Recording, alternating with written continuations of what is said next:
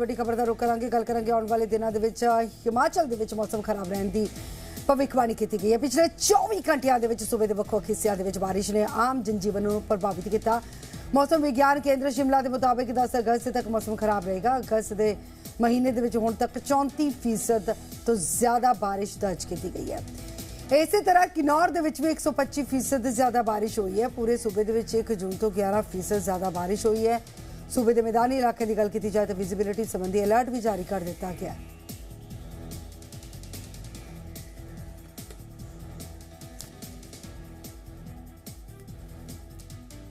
बीते 24 घंटों में पूरे प्रदेश में ही हल्के से मध्यम बारिश तथा डिस्ट्रिक्ट सोलन, बिलासपुर, मंडी यहाँ पे एक दो स्थानों में भारी बारिश दर्ज की गई है। सबसे हाईएस्ट डिस्ट्रिक्ट सोलन में कसौली में 82 mm, उसके उपरांत बिलासपुर में थी 62 mm, जोगिंद्रनगर में 60 mm। जो बाकी क्षेत्र हैं जिसमें मनाली है, पंडो है, यहाँ पे मॉडरेट स्तर की बारिश दर्ज की गई है।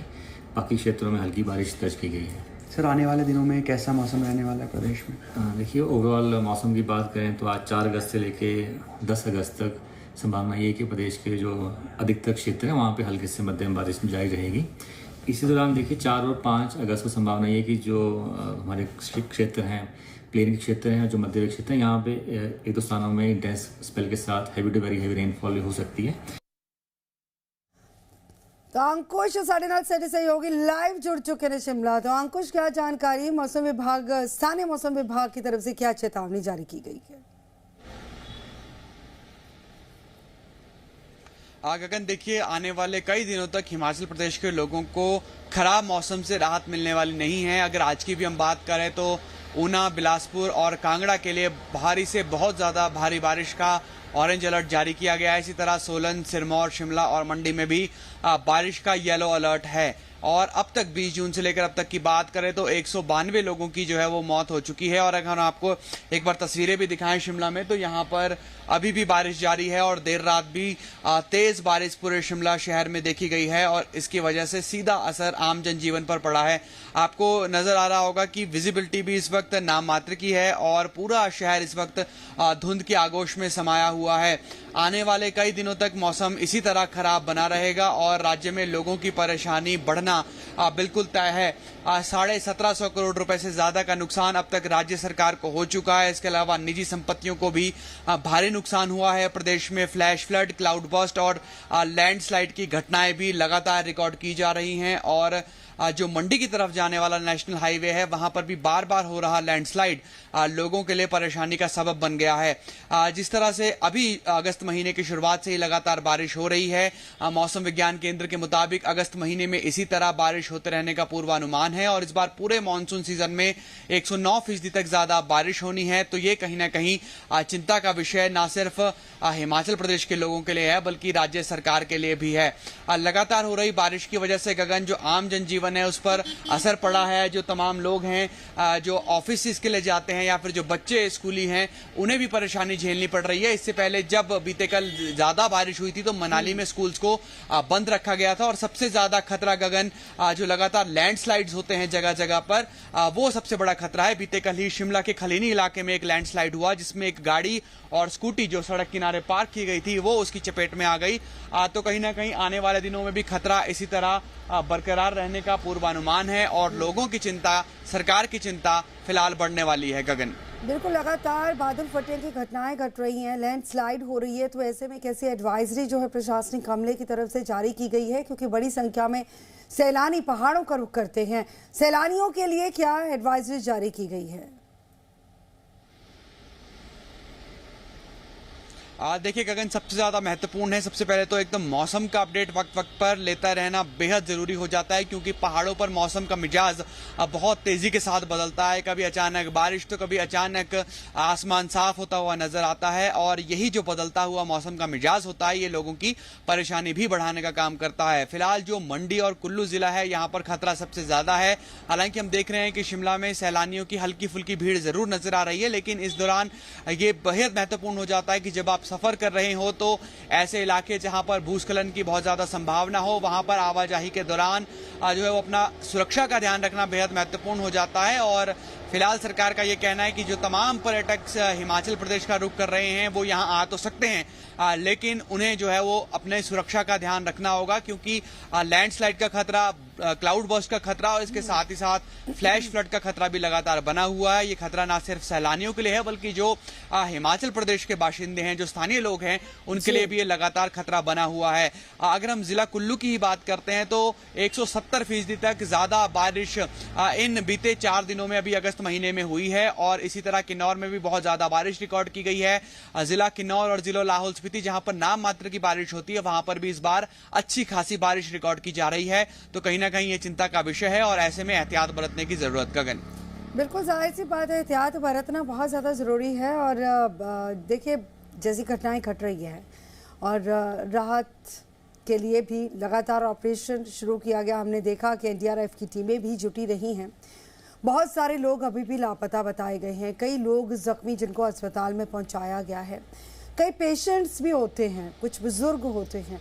अगर मेडिकल सहूलतों की बात की जाए तो कैसे इंतजामात हैं?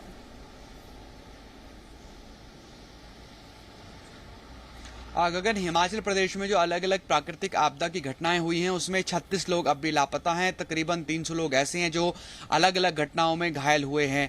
क्योंकि जब भी कहीं आपदा आती है तो वहां पर सबसे तुरंत ये बात जरूरी होती है कि पुनर्वास के साथ साथ वहां पर मेडिकल कैंप्स भी लगाए जाएं। तो हमने देखा कि राज्य सरकार के स्तर पर भी और इसके अलावा एनजीओ के स्तर पर भी अलग अलग राहत शिविर कैंप और मेडिकल कैंप लगाए गए। और आपने बिल्कुल सही जिक्र किया कि जो मरीज होते हैं उन्हें सबसे ज्यादा परेशानी होती है और इनमें भी कोई बुजुर्ग और बच्चे, इन्हें सबसे ज्यादा परेशानी झेलनी पड़ती है। और अगर हम मौजूदा वक्त की भी बात करें तो अभी भी कई लोग जो हैं वो रिलीफ कैंप्स में रह रहे हैं, कई लोगों को अपने रिश्तेदारों के घरों में शरण लेनी पड़ी है। तो ये कहीं ना कहीं एक चिंता का सबब लोगों के लिए भी है, राज्य सरकार के लिए भी है। और जो तमाम आपदा प्रभावित लोग हैं वो उन्हें जो है वो फौरी राहत तो मिली है, लेकिन अभी वो इंतजार कर रहे हैं क्योंकि उनके घर बह गए हैं, मकान बह गए हैं और जमीन बह गई है। ऐसे में उन्हें ये उम्मीद है राज्य सरकार से कि उनके लिए पुनर्वास के लिए कोई नई जमीन दी जाएगी, नया मकान राज्य सरकार उन्हें बनाकर देगी। हिमाचल प्रदेश सरकार ने विशेष आपदा राहत पैकेज की भी घोषणा की है जिसमें पूरा मकान गंवाने पर राज्य सरकार ने 7 लाख रुपए देने की बात कही है। इससे पहले साल 2023 और साल 2024 में भी जब आपदा आई थी तो राहत मैनुअल में बदलाव करके जो राशि है जिसको जो पहले पूरा मकान गंवाने पर 2 लाख रुपए तक मिलती थी उसे बढ़ाकर 7 लाख रुपए किया गया है। गगन, हजारों ऐसे पशु हैं जो इस आपदा की वजह से बह गए और पशुधन का भी लोगों को बड़ा नुकसान हुआ है। कई ऐसी जगह हमने देखा जहां पर घरों के साथ जो काउ शेड्स थे, पशु घर थे, वो पूरी तरह बह गए। इसमें भी राज्य सरकार ने 7,000 रुपए भेड़ और बकरी की मौत पर देने की घोषणा की है। इसके अलावा अगर आपके गाय भैंस जो है वो आपदा में बह गए हैं या फिर उनकी मृत्यु हो गई है तो उसके लिए भी राज्य सरकार 25,000 रुपए तक की राशि दे रही है। राहत जरूर है गगन, लेकिन कहते हैं कि अगर कोई चला जाए, जैसे मकान चला जाए, कोई पशुधन चला जाए या फिर कोई अपना चला जाए, उसकी भरपाई पैसों से तय नहीं की जा सकती। लेकिन ये बेहद महत्वपूर्ण है कि जब इस तरह का मौसम हो, क्योंकि 20 जून से ही लगातार बारिश हो रही है और सितंबर महीने के अंत तक मानसून हिमाचल प्रदेश में रहना है, तो ये बेहद जरूरी हो जाता है कि आप एहतियात बरतें। सुरक्षा जो है वो बेहद महत्वपूर्ण हो जाती है। 2 महीना और शेष है और अब तक की जो तबाही है और सुप्रीम कोर्ट की तरफ से भी जो चिंता जाहिर की गई है कि कहीं ऐसा ना हो कि हिमाचल नक्शे से ही गायब हो जाए, क्योंकि अनियमित योजनाएं जो हैं या प्रशासनिक स्तर पर या सरकार की तरफ से जो पूरी प्लानिंग होनी चाहिए थी, कहीं ना कहीं पोल खुलती हुई इसकी नजर आई है।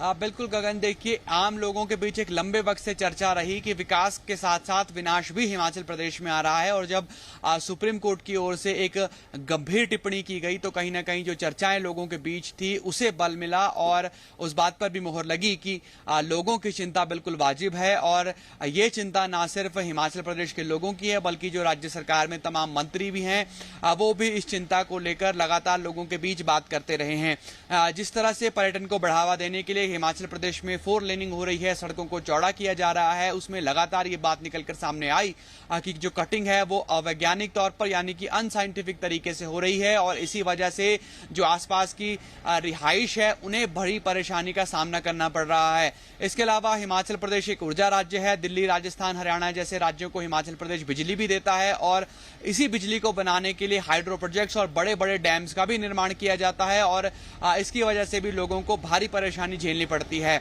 अगर हम शिमला की बात करते हैं तो शिमला में 17 ग्रीन बेल्ट एरिया हैं जहां पर जो निर्माण है वो पूरी तरीके से प्रतिबंधित है, या फिर अगर वहां पर कोई पहले भी पुराना स्ट्रक्चर है तो उसमें बदलाव करने के लिए भी राज्य सरकार की अनुमति लेना जरूरी होता है। लेकिन वहां पर किसी तरह की कोई छेड़छाड़ ना हो, ये भी सुप्रीम कोर्ट ने विशेष टिप्पणी करते हुए कहा कि ये बेहद जरूरी है कि ऐसे पहाड़ जो बेहद संवेदनशील है वहां पर किसी तरह की कोई छेड़छाड़ नहीं होनी चाहिए।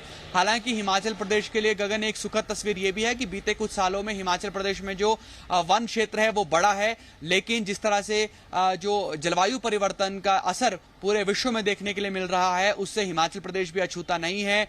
विकसित राष्ट्र जो कुछ इनकी जो गतिविधियां हैं इसका असर भारत जैसे विकासशील देश और उसमें भी हिमाचल प्रदेश जैसे राज्यों पर पड़ रहा है, और ऐसे में बिना योजना के, बिना किसी पुख्ता नीति के इस तरह का निर्माण करना और विकास के नाम पर विनाश को बुलावा देना ये कहीं ना कहीं चिंता का विषय है। इस पर ना सिर्फ हिमाचल प्रदेश सरकार को बल्कि जो एक्सपर्ट्स हैं और साथ ही साथ राज्य की जनता को भी गंभीरता से विचार करने की जरूरत। गगन, बिल्कुल, बहुत सारे ऐसे पॉइंट्स हैं जहां पर गंभीरता बरती जानी चाहिए थी लेकिन नहीं बरती गई। अगर मंडी की अगर बात की जाए अंकुश, मंडी के अगर पॉश इलाकों में से जेल रोड की बात की जाए, जेल रोड बिल्कुल बद से बदतर हालात हो चुके हैं।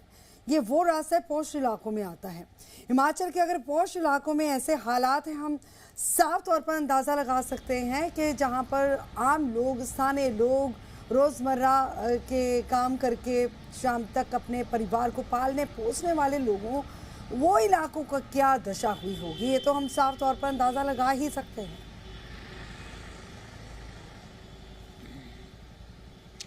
बिल्कुल गगन, देखिए जो एक्सपर्ट्स हैं, क्योंकि जी मीडिया ने भी अपनी बातचीत के दौरान जो एक्सपर्ट हैं टिकेंद्र पंवर और शिमला के पूर्व उप महापौर रहे हैं, उन्होंने एक बात बेहद महत्वपूर्ण कही थी कि अब हिमाचल प्रदेश के लोगों को आपदा के साथ जीना सीखना होगा। और इसमें यह बेहद महत्वपूर्ण हो जाता है कि जो निर्माण है, जो कोई स्ट्रक्चर, मकान या फिर कोई भवन का निर्माण किया जा रहा है उसे सुरक्षित इलाके में किया जाए। ज्यादा बारिश होने पर अगर आपके घर जो है वो नदी नालों के नजदीक होंगे तो आप पर खतरा और भी ज्यादा बढ़ जाएगा। लेकिन गगन, एक बात जो निकलकर जगह जगह से सामने आई वो है मक डंपिंग, यानी कि जो भवन निर्माण के दौरान अलग अलग जगह पर सही स्थान पर डंपिंग ना करके इधर उधर डंपिंग की जाती है।